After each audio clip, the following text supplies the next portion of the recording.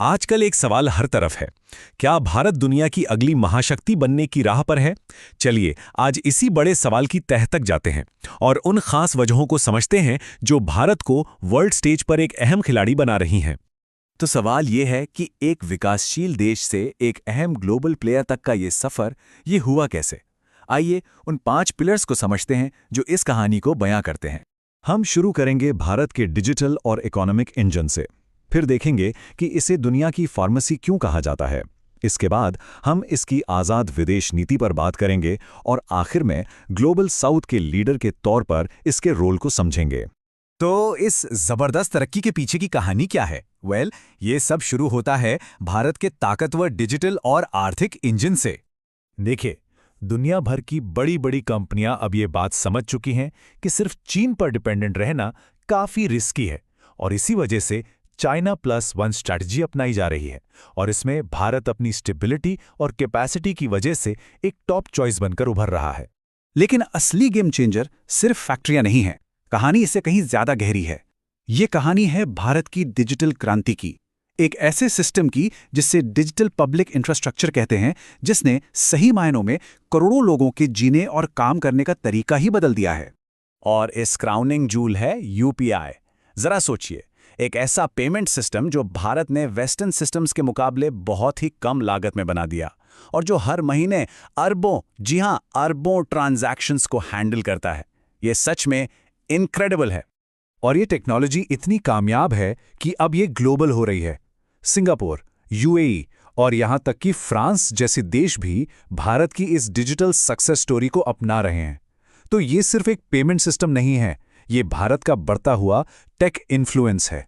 लेकिन भारत की ताकत सिर्फ टेक्नोलॉजी तक ही सीमित नहीं है। अब देखते हैं कि कैसे इसने अपनी इंडस्ट्रियल कैपेसिटी का इस्तेमाल एक बहुत बड़े ग्लोबल क्राइसिस के दौरान सॉफ्ट पावर बनाने के लिए किया और बन गया दुनिया का फार्मेसी।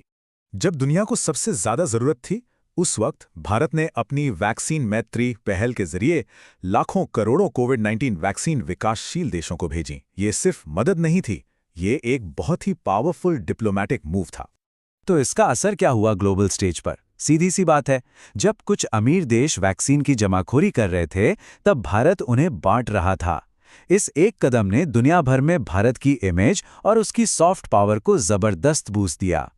और ये सब एक बड़ी स्ट्रैटेजी का हिस्सा है, भारत की स्वतंत्र विदेश नीति, जिसे अक्सर रणनीतिक स्वायत्तता या स्ट्रेटेजिक ऑटोनॉमी कहा जाता है। पर इसका असली मतलब क्या है? आसान शब्दों में कहें तो भारत अब किसी एक टीम के लिए नहीं खेल रहा है।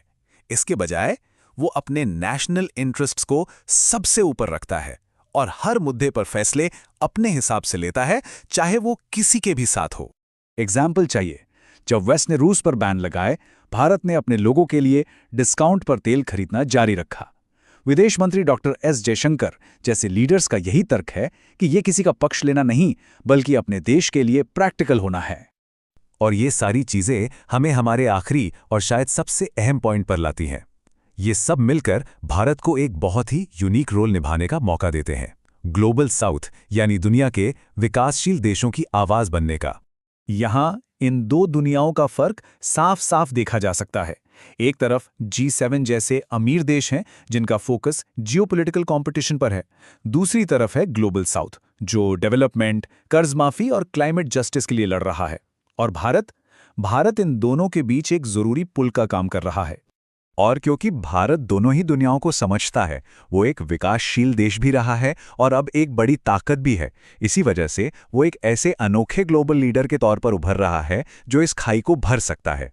तो आखिर में सवाल यही बचता है कि जैसे जैसे भारत जैसे नए खिलाड़ी वर्ल्ड स्टेज पर आगे आ रहे हैं, तो इन नए हीरोज के नेतृत्व वाली ये मल्टीपोलर दुनिया आखिर दिखेगी कैसी? ये एक ऐसा सवाल है जिस पर हम सबको सोचने की जरूरत